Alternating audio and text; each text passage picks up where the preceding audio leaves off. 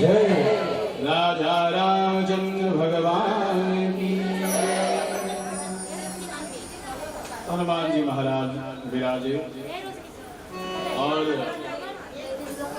भगवान आशुतोष चंद्र मौलेश्वर श्री भोलेनाथ के चरणों में दंडवत प्रणाम करते हुए हम इस कथा को आगे बढ़ाएंगे। आप सभी को हरिओम, जय श्री कृष्ण, जय सिया राम, ओम नमः शिवाय, जय माता दी।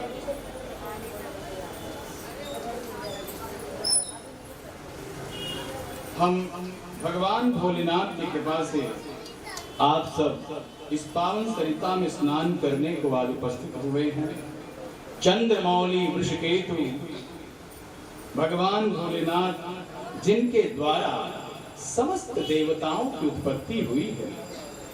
भगवान भोलेनाथ अनादि है, अनंत है। इनके द्वारा ही संसार की उत्पत्ति हुई और इनके द्वारा ही संसार को चलाया जाता है और इनके द्वारा ही लय कर दिया जाता है। भगवान भोलेनाथ बड़े ही भोले हैं। भोले बाबा बहुत भोले हैं, सो स्वीट, और बहुत जल्दी प्रसन्न हो जाते हैं। दैत्यों और राक्षसों ने जब भी उन्हें कुछ प्राप्त करना होता था तब वे अपने गुरु से पूछा करते थे कि गुरुजी बताइए ऐसा देवता कौन है जो बहुत जल्दी प्रसन्न हो जाता है। या तो नारद जी से पूछते थे। नारद जी बड़े कृपालु ऋषि हैं। नारद जी ऐसे गुरु हैं जो सभी का मार्गदर्शन करते हैं और संसार में हर स्थान पर विचरण करते हैं। नारायण नारायण नारायण करते हुए नारद जी यत्र तत्र सर्वत्र कहीं भी जा सकते हैं। नारद जी को कोई न रोकता है, न कोई टोकता है और न किसी प्रकार की पाबंदी है। और नारद जी देवताओं के पास भी जाते हैं, दैत्यों के पास भी जाते हैं और मनुष्यों के पास भी जाते हैं। तो नारद जी से पूछते हैं, गुरु यदि अच्छा हो और सही मार्गदर्शन कर दे तो आपकी भक्ति में 4 चांद लग जाते हैं। गुरु अच्छा हो, गुरु आपका मार्गदर्शन करता हो। गुरु यदि कभी आपको डांट दे, क्रोध कर दे, तब भी बुरा नहीं मानना चाहिए, क्योंकि गुरु गुरु है। जिस प्रकार माता अपने बच्चे को पालती है, पोसती है, भोजन कराती है और कभी आपने कोई गलती की तो छड़ी उठाकर दंड भी दिया होगा, तो माता में ब्रह्मा, विष्णु और महेश तीनों विद्यमान हैं। उसी प्रकार गुरु है। गुरु सदैव चाहते हैं कि हमारा शिष्य कभी किसी आडंबर में ना उलझे, कभी कोई गलत मार्ग ना पकड़ ले, क्योंकि यदि गलत मार्ग पर चले जाओगे तो संभलना मुश्किल होगा। इसलिए गुरु अच्छा समझदार हो, आपका भी मार्गदर्शन करता हो और स्वयं भी सुलझा हुआ हो। तो नारद जी बड़े ही दयालु, कृपालु और भगवान के भक्त ऐसे गुरु हैं। जब किसी ने उनसे कहा कि हे देवर्षि, मुझे भगवान को प्राप्त करने की इच्छा जागृत हो रही है, तब देवर्षि नारद ने उसका सही मार्गदर्शन किया। ध्रुव जी का मार्गदर्शन किया और देवर्षि नारद के मार्गदर्शन से ध्रुव जी को भगवान की प्राप्ति हो गई, वो भी 5 वर्ष की अवस्था में। तो करुणालय वरुणालय भगवान आशुतोष औषधदानी भूत भावन शिव शंकर सब पर कृपा करने वाले और सभी पर दया करने वाले और अति शीघ्र प्रसन्न होने वाले। एक बार भगवान शिव की एक दैत्य तपस्या कर रहा था। उसका नाम है वृकासुर। उसने अपने गुरु से पूछा कि गुरुजी ये बताइए कि इन त्रिदेवों में सबसे जल्दी प्रसन्न होने वाला देवता कौन है? तो गुरुजी ने कहा कि भैया ब्रह्मा जी की तो घोर तपस्या करनी पड़ेगी, तब प्रसन्न होंगे, और नारायण की तो पूछो ही मत, कई वर्षों, 1000 वर्षों की तपस्या के बाद ही प्रसन्न होंगे। लेकिन एक देवता ऐसे हैं जो अति शीघ्र प्रसन्न हो जाते हैं। उसने कहा बताइए महाराज कौन, जल्दी से। तो उन्होंने कहा कि देखो, कैलाश निवासी भगवान भोलेनाथ जो है बहुत जल्दी प्रसन्न हो जाते हैं। तो हम सब पर भी भगवान शीघ्र अतिशीघ्र अपनी प्रसन्नता बरसाएं और प्रसन्न हो, ऐसा हम सब भी कामना करें। बोलिए शंकर भगवान की। तो वृकासुर ने तपस्या आरंभ की। तपस्या आरंभ की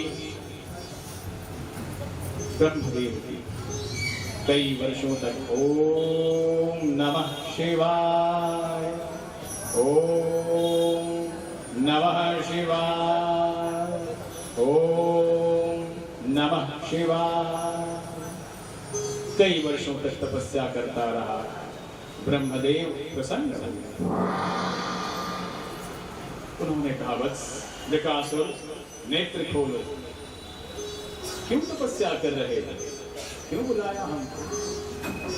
वृकासुर ने कहा भगवान, हमने सुना है कि आप मनचाहा वरदान देते हैं। नारद जी ने कहा हाँ बिल्कुल देते हैं, बताओ क्या चाहिए। तो राक्षसों ने सबसे ज्यादा ऊर्जा अपनी अगर कहीं खर्च की है तो अमरता प्राप्त करने के लिए, अमर होने के लिए। वृकासुर ने कहा महाराज ऐसा वरदान दीजिए कि हम कभी न मरे, हमारी मृत्यु ना हो। तो ब्रह्मा जी ने कहा कि बेटा मृत्यु तो सबकी आनी है, मरना तो सबको है, और आज नहीं तो कल जाना तो सभी को है। तो ये वरदान तो हम नहीं दे सकते, हाँ कुछ और मांग लो। तो कहा कि महाराज दूसरा वरदान तो हम भगवान भोलेनाथ से ही चाहते हैं, आप हमको बताइए कि भोलेनाथ जी कहाँ मिलेंगे। तो उन्होंने कहा कि ऐसा है पुत्र कि जैसे तुमने हमारी तपस्या की है उसी प्रकार भगवान भोलेनाथ की भी करो तो वो प्रसन्न होंगे। हाँ हमने समय तो ज्यादा लिया है, लेकिन भोलेनाथ जी ज्यादा समय नहीं लेते हैं, बहुत जल्दी खुश हो जाते हैं। तो वृकासुर ने फिर से तपस्या प्रारंभ की। ओम नमः शिवाय, ओम नमः शिवाय, ओम नमः शिवाय। भगवान आशुतोष प्रसन्न हुए और भगवान भोलेनाथ प्रकट हुए। भगवान ने कहा वृकासुर क्या चाहते हो? वृकासुर ने कहा भगवान हमने सुना है आप बहुत जल्दी प्रसन्न होते हैं और आप प्रसन्न हो गए प्रभु, बहुत अच्छी बात है। हम मरना नहीं चाहते, हमको अमरता का वरदान दीजिए।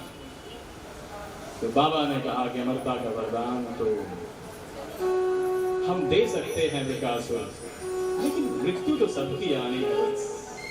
हम महामृत्युंजय हैं, आशुतोष हैं, अवघड़दानी हैं, भोले भंडारी हैं। हम हर वो वस्तु दे सकते हैं जो दूसरों के लिए दुर्लभ है, असंभव है। बताओ और क्या चाहते हैं?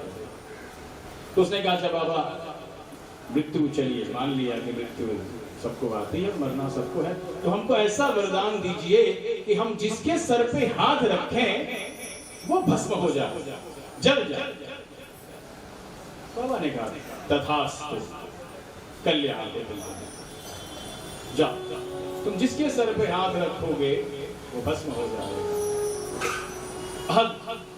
वृकासुर को लगा कि यार ये तो बड़ी अच्छी बात है, इन्होंने वरदान दे दिया, और वरदान दे दिया तो अच्छी बात है। वो वरदान प्राप्त करके जा ही रहा था कि रास्ते में नारद जी मिल गए।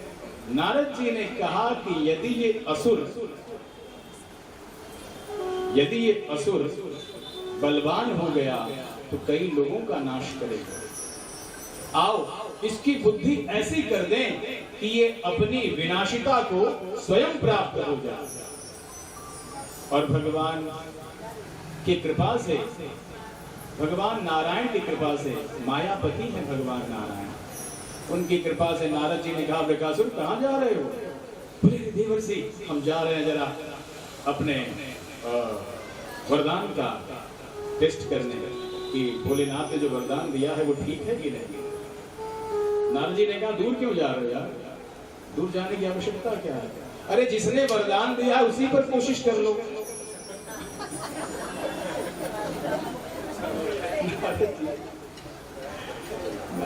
जिसने वरदान दिया है उसी पर आजमा लो, सही है कि गलत है पता चल जाएगा। और दूसरी बात ये बता दें कि जिसने तुमको वरदान दिया है ना, उसकी पत्नी बड़ी खूबसूरत है। देखिए जिनकी पत्नियां खूबसूरत होती हैं उनके लिए बड़ी मुश्किल होती है। तो भोले बाबा माता पार्वती अत्यंत सुंदर है, उनकी सुंदरता का बखान नहीं किया जा सकता। तुलसीदास जी बाबा ने रामायण में माता पार्वती और भगवान शिव के सौंदर्य का बखान नहीं किया, क्योंकि पुत्र को आदेश नहीं है कि अपनी मां के श्रृंगार का बखान करे। जब भी कोई उनके सौंदर्य का बखान करे वो पति हो सकता है। कालिदास जी ने यह चेष्टा की थी। कालिदास जी को कुष्ठ रोग हो गया, तो माता अति सुंदर है, पराम्बा भगवती हैं, जगत को धारण करती हैं, प्रकृति हैं, और भगवान भोलेनाथ इनके पति। तो नारद जी ने कहा बहुत सुंदर है भैया, अगर तुम पा जाओ तो तुम्हारा तो कल्याण हो जाएगा, तुम कोशिश करके देखो। अच्छा अरे अब आपने कह दिया नारद जी तो बस हम कोशिश करते हैं, अभी जाते हैं उस नंग धड़ंग के पास और कोशिश देखते हैं वरदान ठीक दिया कि नहीं दिया। आ गए बाबा जी समाधि में स्थित थे। बाबा जी ने कहा कि प्रभु आपने जो वरदान दिया है हम उसको आजमाना चाहते हैं। भगवान ने कहा आजमा दो। तो बोला हम आपके सिर पे हाथ रख दें? भगवान ने कहा यार गजब के मूर्ख हो, अरे हमने वरदान दिया हमारे ऊपर ही हाथ रखोगे? तो भोले बाबा थोड़ी दूर चले गए। थोड़ी दूर चले गए तो उसको लगा कि भोले बाबा हमसे बचकर भाग रहे हैं, तो उसने बाबा जी को पकड़ने की कोशिश की।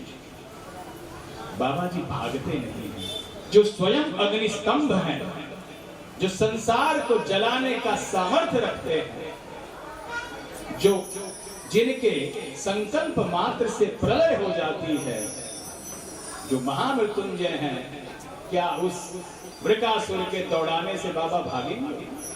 नहीं, बाबा को लीला करनी है, क्योंकि बाबा जो वरदान दे देते हैं उसे कभी वापस नहीं लेते।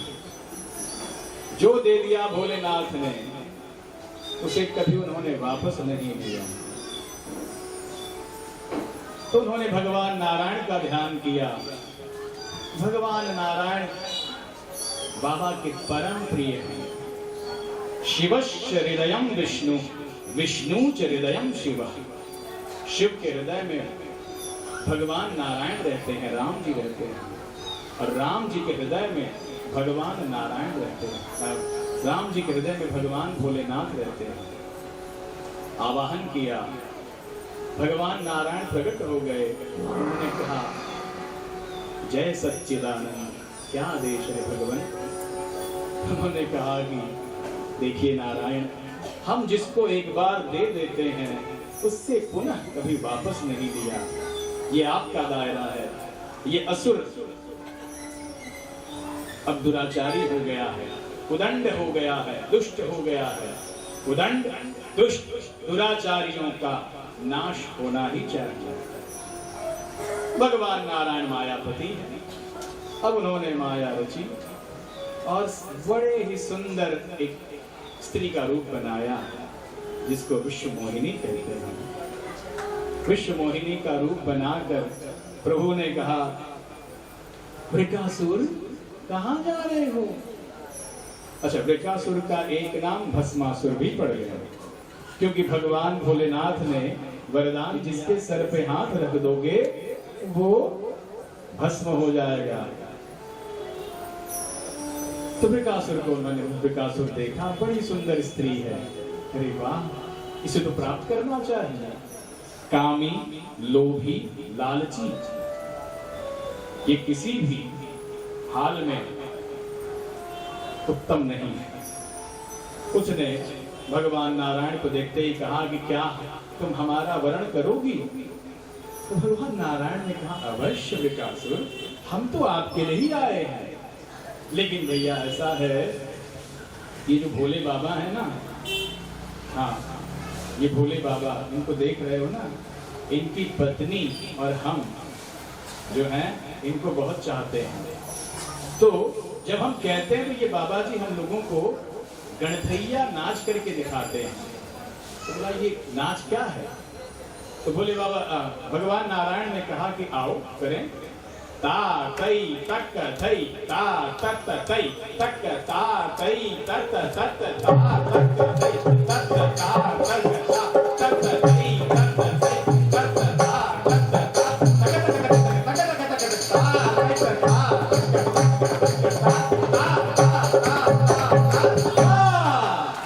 भस्म हो गए। जय सिया राम। बोलिए शंकर भगवान की। भस्मासुर भस्म हो गए। तो ऐसे हैं हमारे भोले बाबा, बिना सोचे समझे अपने भक्तों को दे देते हैं। भक्तों को कभी भोलेनाथ निराश नहीं करते। तब जाकर भस्मासुर से जान छूटी।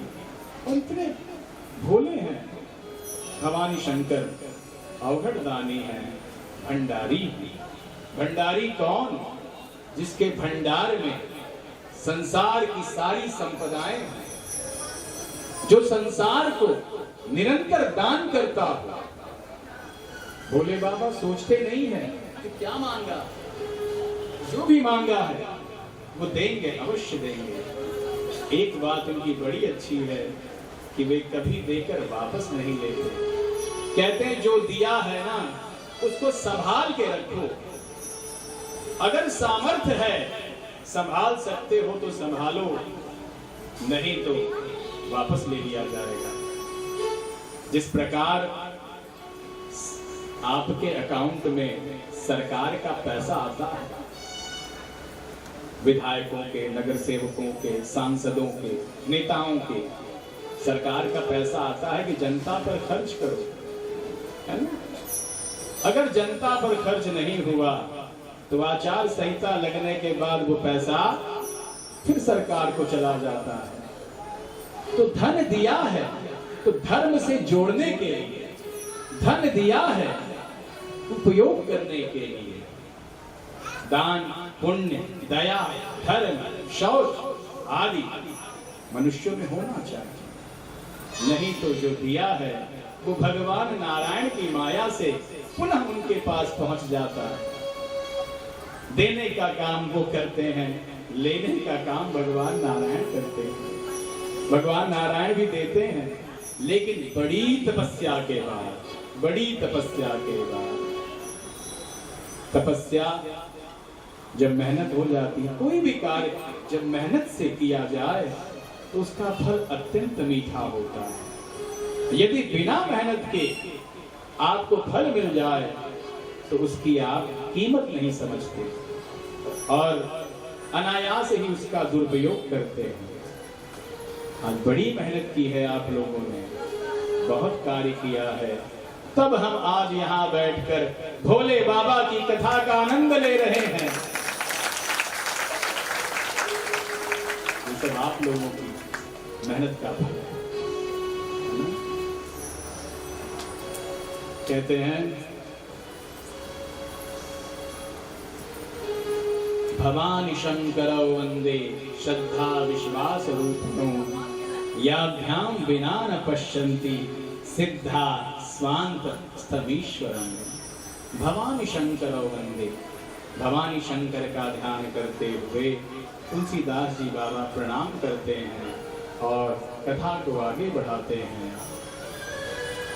वर्णानां प्रसंगानां रसानां छंदसामपि मंगलानां च कर्तारो वंदे वाणी विनायको। माता सरस्वती, भगवान श्री गणेश का ध्यान करते हुए हम कथा गंगा में गोता लगाने के लिए तैयार हैं। अभी तक तो यह स्वरूप बन रहा था। महात्मा क्या होता है? कथा शुरू हो रही है, कोई भी कार्य जब किया जाता है तो उसकी रूपरेखा तय होती है, तुरंत ही कार्य नहीं हो सकता। हमारे म्यूजिशियन भाई साहब जो लोग आए तो सबसे पहले उन्होंने अपनी व्यवस्था बनाई। व्यवस्था बनाने के बाद जब बैठे, जब पूरी तरह से दृढ़ हो गए, तब उन्होंने आनंद देना शुरू किया। इस कथा की भी रूपरेखा पहले बनी।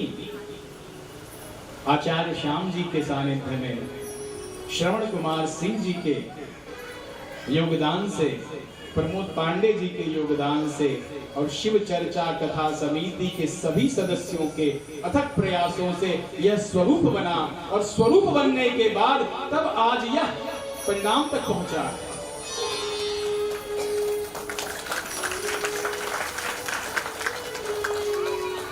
इसी प्रकार अभी कथा में प्रवेश नहीं किए, अभी स्वरूप बन रहा है, अभी भगवान का परिचय दिया जा रहा है कि बाबा जी कितने भोले हैं, कैसे कैसे लोगों को हैंडल करना पड़ता है। अजीब अजीब मूर्ख उनके पीछे पड़ जाते हैं। बताइए, वरदान दिया तो उन्हीं को जलाने की कोशिश की, उन्हीं को भस्म करने की कोशिश की। तो ऐसे लोग हैं दुनिया में जिनको जब प्राप्त हो जाता है। कई लोग ऐसे हैं जिनके पास धन आ जाए तो पड़ोसियों को रहने नहीं देते। कि आओ देखते हैं तुम कैसे रहो। आपकी दीवार यदि 4 इंच ऊंची है तो हमारी 6 इंच ऊंची होगी। आपका ओटा 1 फीट का है तो हमारा 2 फीट का होगा। ऐसे नहीं करना नहीं चाहिए, क्योंकि भगवान स्वरूप सभी हैं और भगवान का नाम जो है सभी के हृदय में हमेशा होना चाहिए, दया धर्म होनी चाहिए। आइए, भवानी शंकरो वंदे श्रद्धा विश्वास रूपिणो। माता भगवान श्रद्धा है, भोलेनाथ श्रद्धा है, माता सती विश्वास है। श्रद्धा और विश्वास जब तक नहीं होता तब तक कोई कार्य सफल नहीं होता। भवानी शंकरो वंदे श्रद्धा विश्वास रूपिणो। भवानी शंकरो वंदे श्रद्धा विश्वास रूपिणो। आप लोग भी गाइए, भवानी शंकरो वंदे। बोलिए, भवानी शंकरो वंदे श्रद्धा विश्वास रूपिणो। याभ्यां विना न पश्यन्ति सिद्धाः सिद्धाः स्वान्तः स्थमीश्वरम्। भवानी शंकरो वंदे श्रद्धा विश्वास रूपिणो। याभ्यां विना न पश्यन्ति सिद्धाः स्वान्तः स्थमीश्वरम्। वर्णानामर्धसंघानां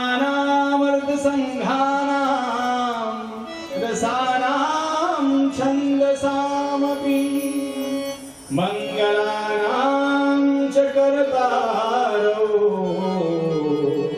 वंदे वाणी विनायको वंदे वाणी विनायको। जय सिया राम जय जय सिया राम जय सिया राम जय जय सिया राम जय सिया राम बोलो जय सिया राम जय सिया राम बोलो जय सिया राम जय सिया राम जय सिया राम जय जय सिया राम जय सिया राम जय जय सिया राम जय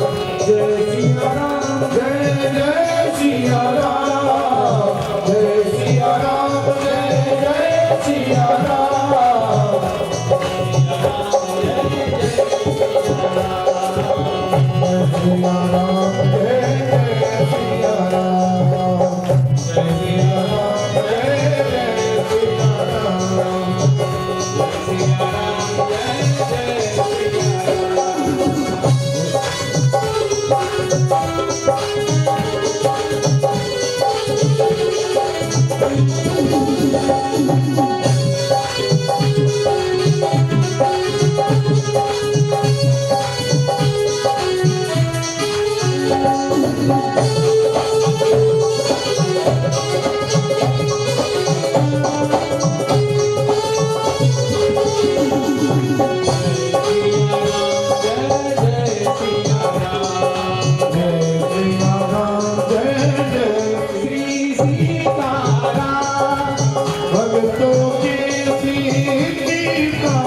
राम जय सिया राम जय जय सिया राम जय सिया राम जय जय सिया राम सिया राम जय जय सिया राम जय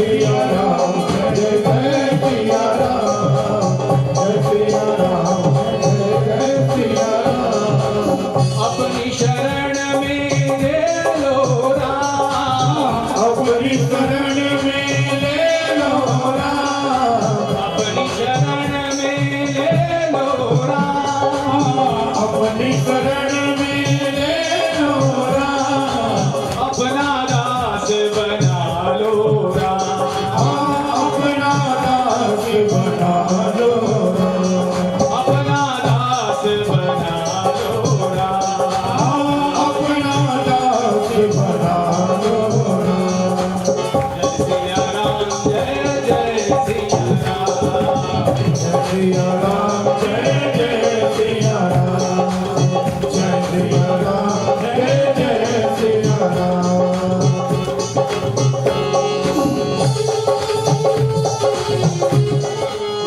बोलिए भक्तवत्सल भगवान की सच्चिदानंद भगवान की ओम नमः पार्वती पतये हर हर। श्रावण का महीना है, आज प्रथम सोमवार है। जितना हर हर महादेव कहेंगे उतने ही भोले बाबा प्रसन्न होंगे। चौमासा चल रहा है, जून से शुरू हुआ। 4 दिन पहले भगवान नारायण का शयन हुआ है ना, देवशयनी एकादशी। भगवान सोए, योग निद्रा में है। 4 महीना उन्होंने भोलेनाथ के परिवार को दिया है कि बाबा आप संभालिए। चौमासा में पहले कोई कहीं आता जाता नहीं था। चौमासा जब हुआ तो भगवान राम ने माता सीता की खोज पर रोक लगा दी कि भैया चौमासा है, नदी नाले बहते रहते हैं, लैंडस्लाइड होता रहता है, पहाड़ खिसक जाते हैं, न जाने कौन कहाँ फंस जाए। इस चौमासा में आज श्रावण का महीना जो शुरू हुआ, देखिए मौसम कितना खुशनुमा है। न बहुत अधिक गर्मी है, न उमस है, न ठंडक है और ना ही धूप है। कितना पवित्र महीना है, शांत वातावरण है, प्रकृति खुश है, प्रसन्न है और प्रकृति के साथ साथ हम मानव भी प्रसन्न हैं और हम सब भी भगवान के नाम का आनंद ले रहे हैं। तो भगवान भोलेनाथ का महीना है, ऐसा महीना नहीं देखते हम कभी साल में। ये महीना हमको बड़ा प्रिय है। जब श्रावण आता है तो हमारा मन अंदर से प्रफुल्लित हो जाता है और अपने आप भगवान भोलेनाथ के यहाँ खींचे चले जाते हैं। हर हफ्ते हर 10 दिन में बाबा बुला लेते हैं अभिषेक करने के लिए। और आज इतनी बड़ी कृपा उन्होंने की कि बेटा आप कथा भी सुनाओ।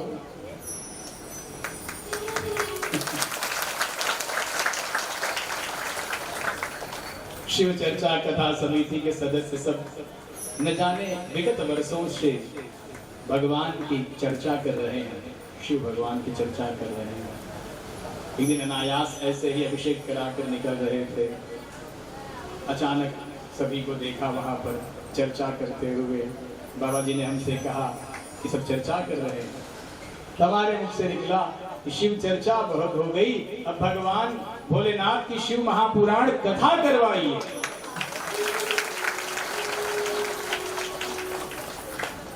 तो भक्तों ने पूरा दम लगा दिया, ताकत लगा दी, कथा हो रही है।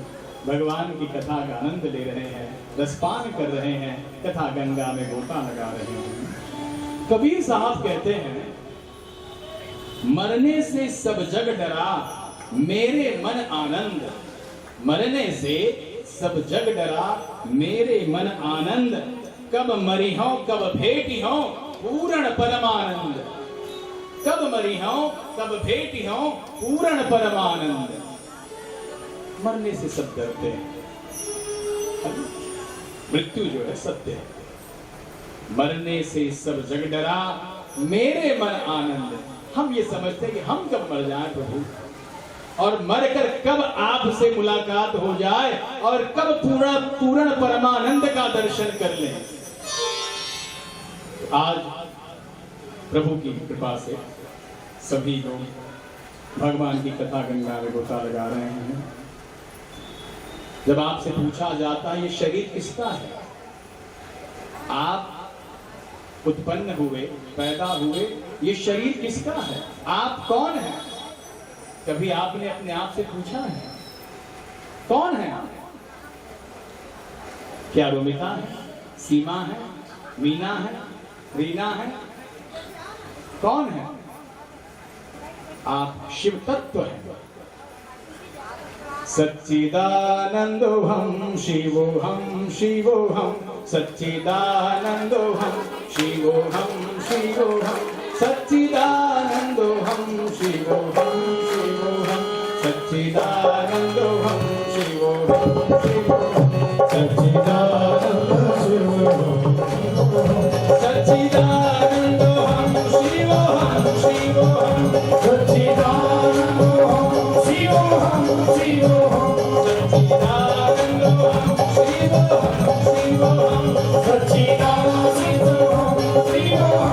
शिवोहम, सच्चिदानंदोहम शिवोहम शिवोहम, सच्चिदानंदोहम शिवोहम शिवोहम, सच्चिदानंदोहम शिवोहम शिवोहम, सच्चिदानंदोहम शिवोहम शिवोहम, सच्चिदानंदोहम शिवोहम शिवोहम, सच्चिदानंदोहम शिवोहम शिवोहम, सच्चिदानंदोहम शिवोहम शिवोहम, सच्चिदानंदोहम शिवोहम शिवोहम, सच्चिदानंदोहम शिवोहम शिवोहम, सच्चिदानंदोहम शिवोहम शिवोहम, सच्चिदानंदोहम शिवोहम शिवोहम, सच्चिदानंदोहम शिवोहम शिवोहम। आप शिव स्वरूप हैं, शिव तत्व हैं। जब तक यह शरीर चल रहा है, बोल रहा है, खा रहा है, उठ रहा है, सो रहा है, सुलाता कौन है? वो नाद, वो ब्रह्म। ओम नमः शिवाय, ओम नमः शिवाय। वो नाद जो आप में चल रहा है, नित्य निरंतर जो श्वास चल रही है, वो आपको चला रही है। वो शिव चला रहा है। और जब तक शिव है आप शिवोहम हैं, और जब वह शिव निकल जाता है तो आप शव हो जाते हैं। क्या हो जाते हैं? शव हो जाते हैं। जिस रुपए पैसे के पीछे दिन रात भाग रहे हैं, दिन रात दौड़ रहे हैं, मृत्यु के बाद वही रुपया आपके शरीर पर फेंका जाता है। फेंका जाता है। जब 4 कंधे मिलते हैं आपको, कहते हैं राम नाम सत्य है, राम नाम सत्य है, कहते हैं। उस राम नाम सत्य के पीछे एक आदमी होता है जो लाई और पैसा भी फेंकता है। कि जिस पैसे के पीछे दिन रात भाग रहा था ना, अगर अब हिम्मत है तो उठकर उठा ले उस पैसे को, ले ले उस मुद्रा को जिसके लिए दिन रात भाग रहा था। न भूख की खबर थी, न प्यास की खबर थी, न भगवान को कभी ध्याया, न प्रणाम किया, न ब्राह्मणों को नमस्कार किया, न कभी दान दिया, न कभी किसी को भोजन कराया। नित्य निरंतर केवल लक्ष्मी के पीछे भाग रहा था। अब हिम्मत है तो उठा के दिखा, इसलिए पैसा फेंका जाता है। वो खुशी की बात नहीं है।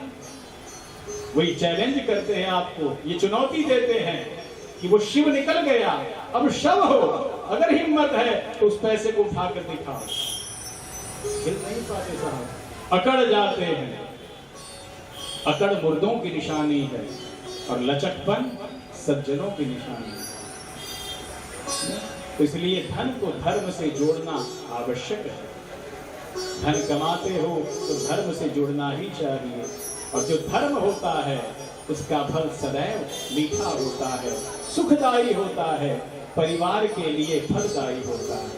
इसलिए कबीर साहब कहते हैं कि कब मिलन होगा पूर्ण परमानंद से। आइए अब हम सब कथा गंगा में प्रवेश करें।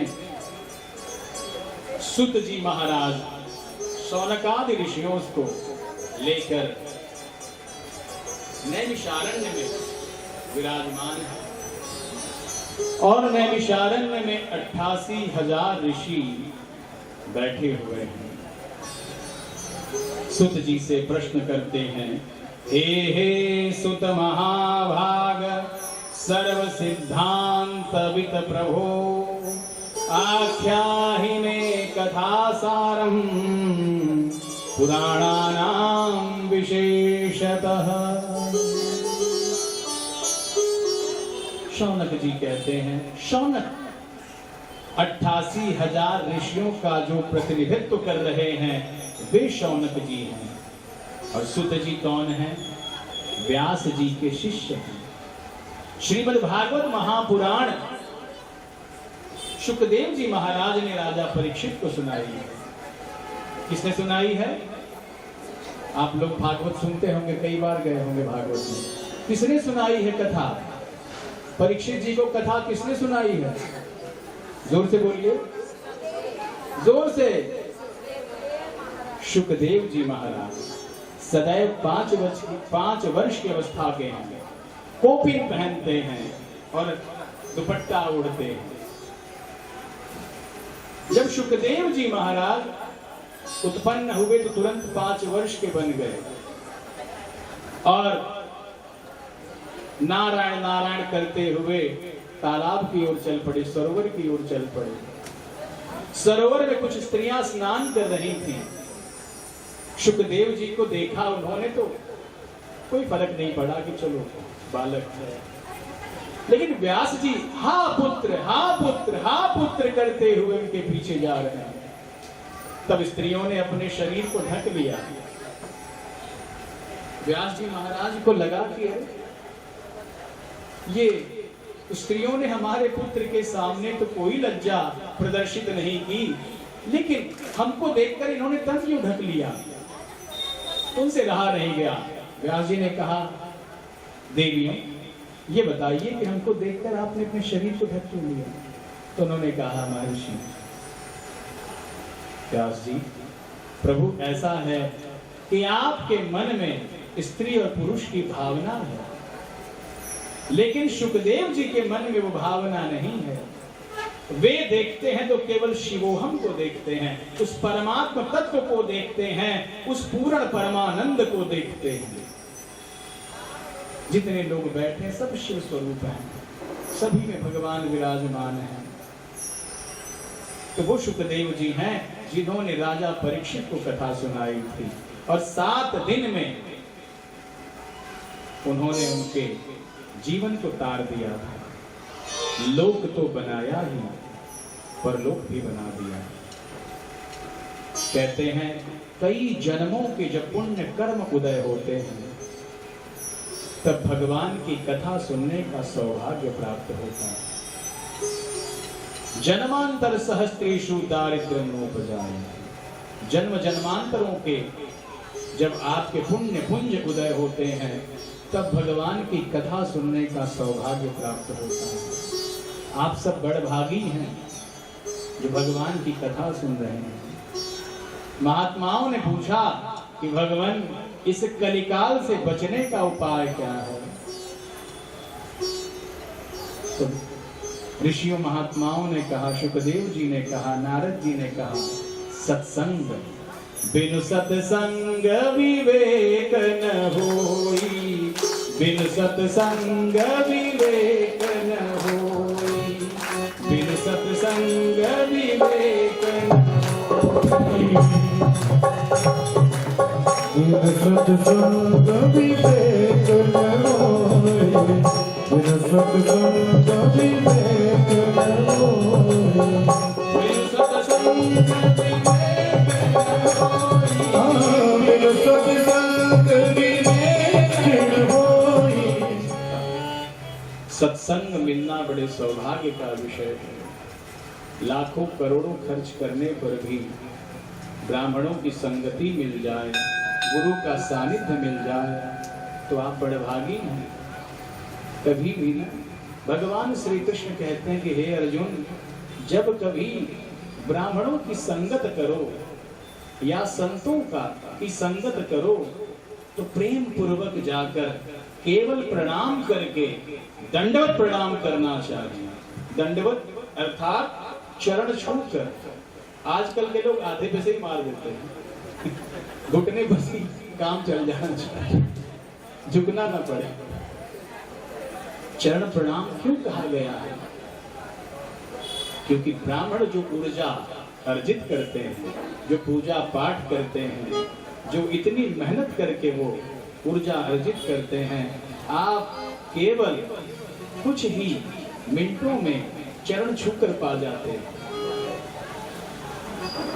पैर के अंगूठे छूकर आप उनके पुण्य को अर्जित कर लेते हैं। इसलिए बड़े बड़े महात्मा जो हैं अपने चरण छूने का आदेश नहीं देते, है ना? तो चरण छूकर प्रणाम करना चाहिए। अपने बच्चों को भी सिखाइए, है ना? आजकल के बच्चे तो सोचते हैं कि पंडित जी दिख गए, भैया दिख रहे हैं, कहीं ऐसा ना बुला लेंगे, बेटा इधर आओ हमारा झोला पकड़ लो। धीरे से दूसरी गली में घुस जाते हैं। कहीं अम्मा ना कह दे कि करे कहाँ, आओ पैर छू जरा। अम्मा क्या करे, हमको पैर छुआ, अबे तुम छू लो। अब पिताजी सोचते हैं बेटा लायक बने। कैसे लायक बनेगा जब जीवन में उसके सत्संग ही नहीं होगा, जब जीवन में ज्ञान ही नहीं होगा, जब पूजा पाठ ही घर में नहीं करेंगे तो कैसे ज्ञान होगा उसे? इसलिए व्यक्ति को पूजा पाठ घर में करवाना चाहिए, होम हवन होना चाहिए, ब्राह्मणों के सानिध्य में बैठना चाहिए, और जब कभी ब्राह्मण दिख जाएं तो उनको दंडवत प्रणाम करना चाहिए।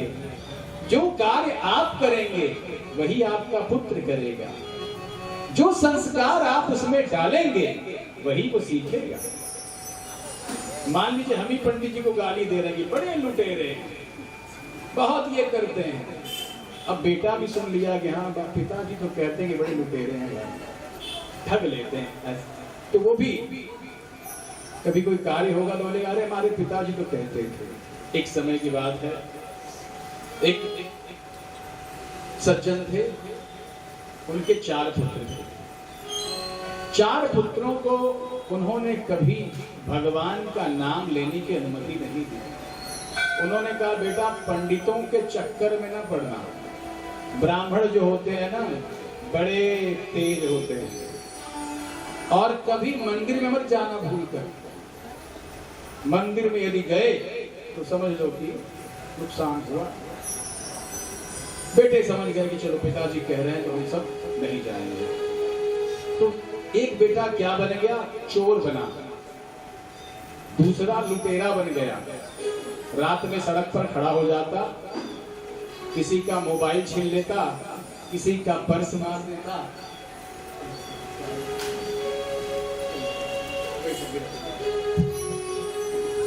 किसी का पर्स मार देता। एक चोर बना, दूसरा लुटेरा बना, तीसरा डाकू बन गया और चौथा बलात्कारी बन गया। क्या बने? चोर, डाकू, लुटेरा और बलात्कारी, चारों 4 बन गए। अब इस तरह से दिनचर्या कटने लगी।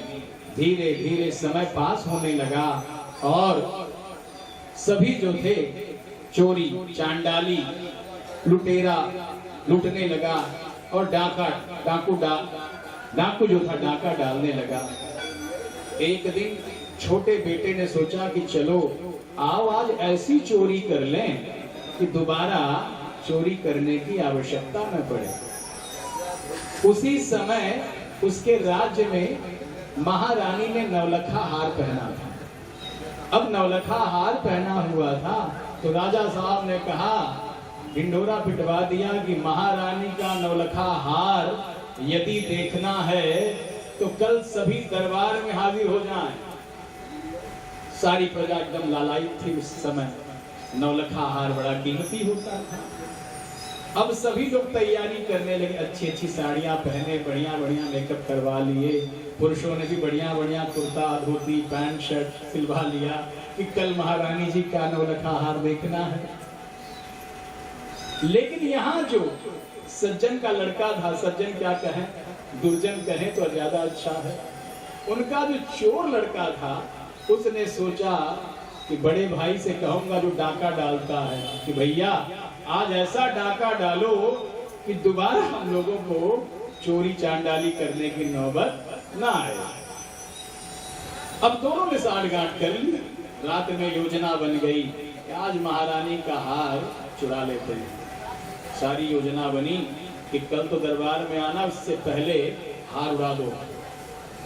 दोनों ने बड़ी मेहनत की और पहुंचे दरबार में और दुनिया भर की युक्तियां लगाई। लगाने के बाद दोनों ने महारानी का हार चुरा लिया। चुरा कर आकर घर में सो गए। सुबह 4 बजे लौटे, 5 बजे, क्योंकि 4 बजे जो होता है ब्रह्म मुहूर्त होता है और ब्रह्म मुहूर्त में निद्रा अधिक आती है। 4 बजे यदि जो उठ जाए उसके जीवन में बड़ा प्रकाश आ जाता है। लेकिन इंद्रदेव नहीं सोचते कि आप जल्दी उठ जाएं या पुण्य अर्जित करें। जो राक्षस होते हैं, जो दैत्य होते हैं उस काल के, वो आपको दबा कर रखते हैं। सूर्य देव भगवान जो हैं कहते हैं जो हमारे उदय होने से पहले उठ जाए। सूर्योदय के पहले महिलाओं को उठ जाना चाहिए। सभी को, जिनको जीवन में सफलता हासिल करनी है उनको सूर्योदय के पहले उठ जाना चाहिए। और जो सूर्योदय के पहले नहीं उठता ना, भगवान सूर्य नारायण श्राप देते हैं कि जाओ दरिद्र रहो, दरिद्र रहो। हम जो सूर्योदय के पहले नहीं उठता वो अपनी दरिद्रता को निमंत्रण देता है। इसलिए सुबह 4 बजे उठ जाना चाहिए। तो चोरों ने 4 बजे चोरी कर ली और आकर सो गए। सो गए।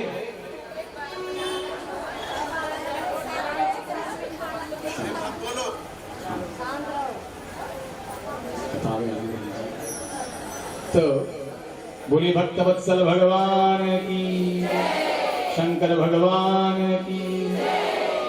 चोरों ने चोरी कर ली और आकर सो गए। पड़ोसी जो है आपकी सारी प्रवृत्तियों को जानता है।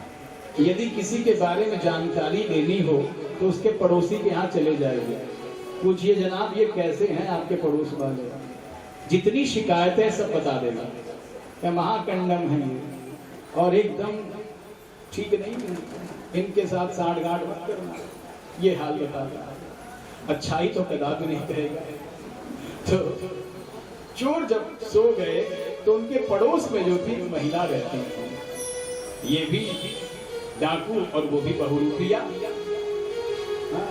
सठे साठे समाचरे महिमा घटी समुद्र की, रावण बसा पड़ोस। अब जो है उसको पता चला कि भैया ये चोरी करके लाए हैं। उसने क्या किया कि रात में बढ़िया सा रूप बनाया काली माता का। काली माता का रूप बनाकर रात में आधी रात को पहुंची और हम काली हैं। अब चारों पिता तीनों पुत्र माता के चरणों में गिर पड़े। दंडवत माता दंडवत, ताही माम माता त्राही माम, कैसे आई आप, कैसे आई? हम काली हैं, तुम्हारे घर बहुत बहुमूल्य सामग्री आई है, हमको दे दीजिए। अब पिताजी लगे पोटला खोलने में। तो जिसने चोरी की थी, चोरी करते जिस समय चोरी करने जा रहा था उसी समय उसके पैर में कांटा चुभ गया था। जब कांटा चुभा था तो उस समय मंदिर में सत्संग चल रहा था, ब्राह्मण देवता सत्संग सुना रहे थे। इतने में कांटा निकालने के लिए उसने क्या किया कि अच्छा, पिताजी ने कहा था ब्राह्मणों की बात को भी न सुनना, सत्संग भी मत सुनना। तो उसने दोनों कान में उंगली डाल रखी, कुछ सुनाई ना दे, कुछ सुनाई ना दे। लेकिन जब कांटा चुभा तो करें क्या, उसमें से एक उंगली निकाली और कांटा निकालने सोचा तो वहां पंडित जी की वाणी सुनाई दे रही है कि देवताओं में और मनुष्यों में फर्क क्या है, देवता कैसे होते हैं, मनुष्य कैसे होते हैं। तो देवता कैसे होते हैं, देवताओं की पलकें झपकती नहीं है, ऐसे बार बार नहीं झपकती है, एक तक देखते हैं। पलकें झपकती नहीं है देवताओं की, मनुष्यों की झपकती है। तो ये बात वो सुन लिया था। ओहो राम राम राम राम, आज तो बड़ा गजब हो गया, अपराध हो गया, हमने कहां से सुन लिया। ओहो पिताजी मना किए थे, राधे राधे ऐसे करते हुए अपना चल पड़ा, चोरी करके आके सो गया। तो जिस समय पड़ोसी ने कहा हम काली हैं, आवाज सुनकर वो आया और देखा कि भैया ये तो कुछ अजीब चल रहा है हमारे घर में। तो बड़े ध्यान से देखा कि पिताजी और तीनों भाई उनकी चरणों में लेटे हुए हैं और ये हा हा हा कर रही है। तो ध्यान से देखा, देखने के बाद पंडित जी की बात याद आ रही है। तो पंडित जी ने क्या कहा था सत्संग में कि देवताओं की पलकें नहीं लपकती, मनुष्यों की लपकती हैं। अब उस बात को देखा ध्यान से, ओ ये तो कोई बहुरूपिया लग रही है। और जाते उसने एक तमाचा रशीद का राम से मारा। अरे क्या कर रहे हो? बोले बता तू कौन है? हम काली हैं। फिर एक चमाटा मारा। बता तू कौन है? बोले हम काली हैं। फिर एक तमाचा मारा। तो रोने लगी। बोले अब बता तू कौन है? तब बता रही हूं तो आपके पड़ोसी हैं। देखिए पड़ोसी, ऐसा होता है। तब जाकर पता चला कि पड़ोसी हैं। तो पिताजी ने पूछा, सारे जब कार्य संपन्न हो गए और उनको वो राज्य छोड़कर जाना पड़ा। सोच लीजिए यदि कोई बता देता कि इसने महारानी का नौलखा हार चोरी किया है तो उनका क्या होता। समस्त खानदान को फांसी पर चढ़ा दिया जाता। इसलिए उन्होंने राज्य छोड़ दिया, नौलखा हार दे दिया।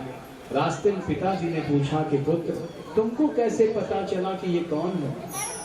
तो पुत्र ने कहा पिताजी आपने सदैव मना किया कि सत्संग मत करना, भगवान का नाम मत लेना, ब्राह्मणों के सानिध्य में न जाना, गुरुओं की सेवा न करना, ब्राह्मणों के चरणों का आशीर्वाद न लेना।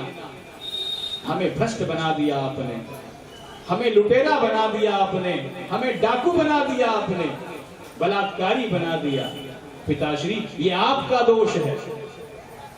आप अगर हमको सही संस्कार देते, सही मार्गदर्शन करते, तो शायद आज हम भी किसी ओहदे पर होते।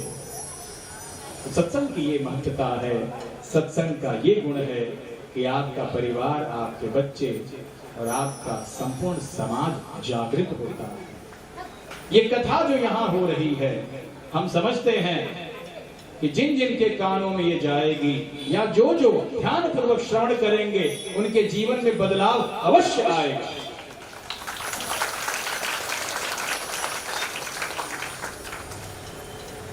कथा के माध्यम से ही समाज का मार्गदर्शन किया जा सकता है। वेदों के माध्यम से व्यास जी ने हमें क्या दिया है? गूढ़ रहस्य दिया है, गूढ़ रहस्य, और ऐसे गिफ्ट करके दिया है कि जब तक खोलोगे नहीं तब तक उसका रहस्य पाओगे नहीं। जिस प्रकार आप किसी के जन्मदिन में जाते हैं और बढ़िया रैप करके कोई गिफ्ट देते हैं, देखने में कितना सुंदर लगता है, जब खोलो तो और आनंद आता है। उसी प्रकार हमारे महात्मा ने बहुत सुंदर गिफ्ट करके दिया है हमें, ऐसा बनाया है, ऐसा रचा है, ऐसा लिखा है कि जब तक उसकी संगति नहीं करोगे, उसका सानिध्य नहीं लोगे और कथा नहीं सुनोगे, तब तक बुद्धि विकास को प्राप्त नहीं हो सकती, तब तक ज्ञान आपका उच्चतम कोटि पर नहीं जाएगा। इसलिए कथा सुनना, सत्संग में आना और ब्राह्मणों का आशीर्वाद देना परम आवश्यक है। तब आगे बढ़े श्रोताओं। सुत जी कहते हैं कि संपूर्ण सिद्धांतों के ज्ञाता हे प्रभु, पुराणों की कथाओं के सार तत्व का विशेष रूप से वर्णन कीजिए। कौन सा पुराण सबसे उत्तम है? किसको सुनने से हम उत्तम गति को प्राप्त होंगे? किसको सुनने से भगवान की भक्ति प्राप्त होती है? तो सुत जी कहते हैं, सदाचारश्च सद्भक्ति विवेको वर्धते कथम स्विकार निरासश्च सज्जनैः क्रियते कथम। कहते हैं सदाचार, भक्ति भाव और विवेक की वृद्धि जिससे होती है, जिससे काम क्रोध मानसिक विकारों का निवारण होता है, इस घोर कलयुग में जीव प्रायः असुर स्वभाव का हो गया है। असुर स्वभाव हो गए हम सब पशु के समान हो गए हैं। दिन रात भोगों में लिप्त हैं, दिन रात केवल कमाने के चक्कर में पड़े हैं। जब कभी कहीं देर होती है तो प्रथम काम छोड़ देते हैं हम, जो सबसे महत्वपूर्ण है। सबसे महत्वपूर्ण क्या है? भगवान का ध्यान, भगवान की पूजा, और हम वो कार्य सबसे पहले छोड़ देते हैं और संसार के सारे कार्य को करते हैं। संसार के सारे कार्य को करने से क्या लाभ होगा? मरोगे तो क्या ले जाओगे? मृत्यु होगी तो क्या वही जाएगा? जब भी जाएगा भगवान का नाम जाएगा। कलिकाल को हरने के लिए राम नाम ही काफी है।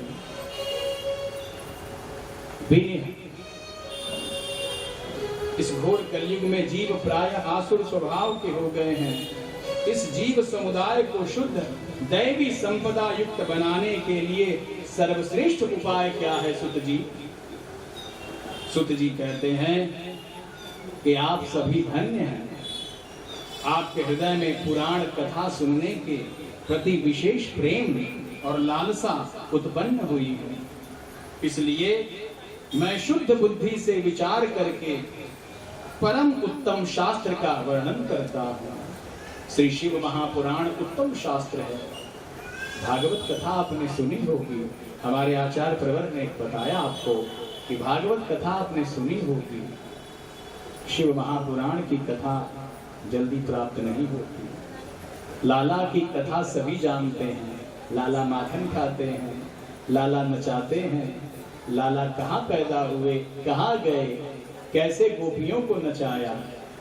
जय जय राधा रमण हरि बोल, जय जय राधा रमण हरि बोल, जय जय राधा रमण हरि बोल, जय जय राधा रमण हरि बोल।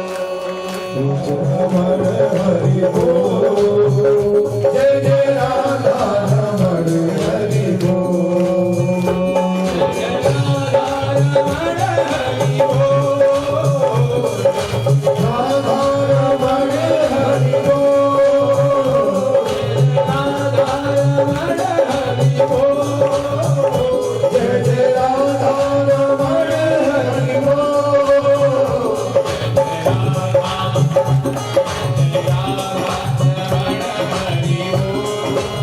गाइए। जय जय राधा रमण हरि बोल, जय जय राधा रमण हरि बोल, जय जय राधा रमण हरि बोल, जय जय राधा रमण हरि बोल, जय जय राधा रमण हरि बोल,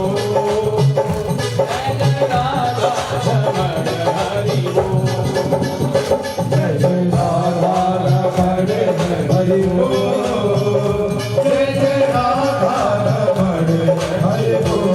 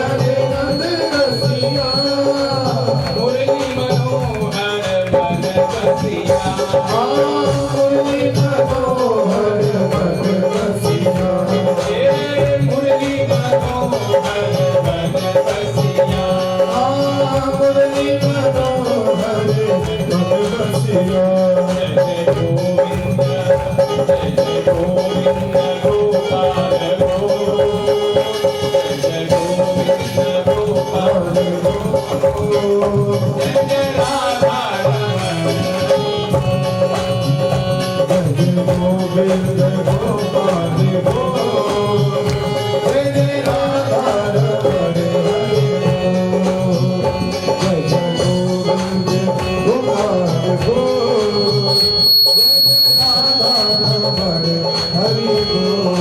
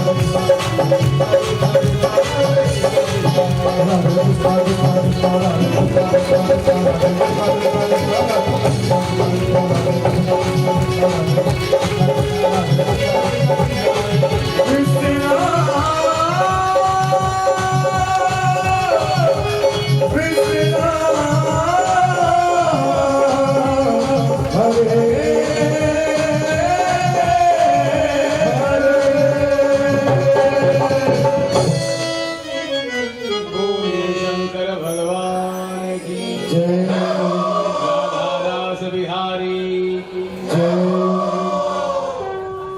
बिना लाला के भगवान भोलेनाथ चलते नहीं हैं और बिना शिव के लाला नहीं चलते हैं, इसलिए इनका नाम लेना आवश्यक है। एक बार जोर से राधे राधे, श्री हरि भगवान की। काहू न कोहू सुख दुख करदाता, काहू न कोहू सुख दुख करदाता। गाइए, काहू न कोहू सुख दुख करदाता, काहू न को सुख दुख करदाता। निज कृत कर्म भागु सब भ्राता, निज निज कर्म भाग सब भाना। निज कृत कर्म भाग सब भ्राता, निज निज कर्म भाग भज भाना।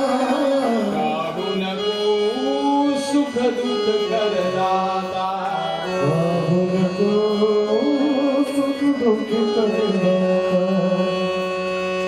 कोई किसी को न सुख देता है न दुख देता है, ये सब अपने कर्मों के माध्यम से होता है। जैसा हम कर्म करेंगे वैसा ही हम आगे का मार्ग तैयार करेंगे। कर्म अच्छा होगा तो रास्ता सुगम होगा, पथ सुगम होंगे। कर्म यदि खराब होगा तो पथ दुर्गम होंगे, कष्ट सहना पड़ेगा, यातनाएं सहनी पड़ेंगी। लेकिन यदि कर्म अच्छा है आपका तो रास्ता सरल होगा, सुगम होगा और आनंद से उस रास्ते पर चल पाएंगे। तो कहते हैं सुध जी महाराज कि संपूर्ण शास्त्रों के सिद्धांत से संपन्न भक्ति आदि को बढ़ाने वाला और भगवान भोलेनाथ को संतुष्ट करने वाला